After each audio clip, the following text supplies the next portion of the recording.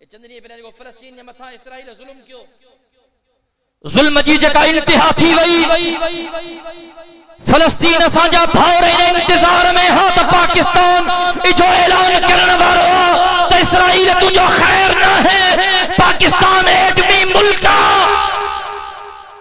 हणी जो असांजे इन सदर बदबख्त बयान दिनो ची बाबा असांखे एतिरो न पैसो आ न एतिरा असांखे मीज़ाइल आहिनि न एतिरी असांखे वुसत आ जो असां इसराइल सां विढ़ूं असां जंग नथा करे सघूं।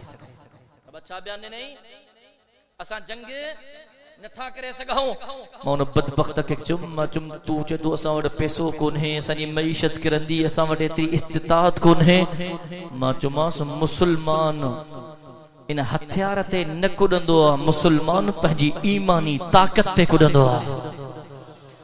बदर जे मैदान थे नजर कर जे मुझो साईं 313 सहाबिन सो बदर जे मैदान में आयो मुझा काबिर उस्ताद उस्तादुल हदीस स्टेट मौजूद है रब्बे मोहम्मद जो कसम हुजूर के सहाबा न तलवार पूरी हो न नेज़ा पूरा हो न तीर पूरा हो मुझे साईं जी दुआ हुई अल्लाह जी मदद हुई ऐ सहाबा जो अल्लाह जी साथ यकीन कामिल हो सहाबा के हाथ में खच्चे जूठे हो जरे सहाबा तकबीर जो नारो बुलंद करे मैदान पे लथा इन 313 हुजूर के सहाबन हजारे काफिर जो निकलो तब्दील करे छडियो।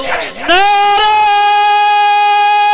तकबीर शान मोहम्मद मुस्तफा अज़मत मोहम्मद मुस्तफा किरदार मोहम्मद मुस्तफा शान सहाबा अज़मत सहाबा नारा तकबीर। अज भी असां जो अल्लाह जी ज़ात ते यकीन कामिल थी वने ना अल्लाह जो कसम बेड़ा पार थी वेंदा। वायदो क्यों तो इंशाअल्लाह अल्लाह जी ज़ात ते यकीन कामिल रखंदासीं इंशाअल्लाह। चो तौफीक काइना जो रब पाण ॾींदो।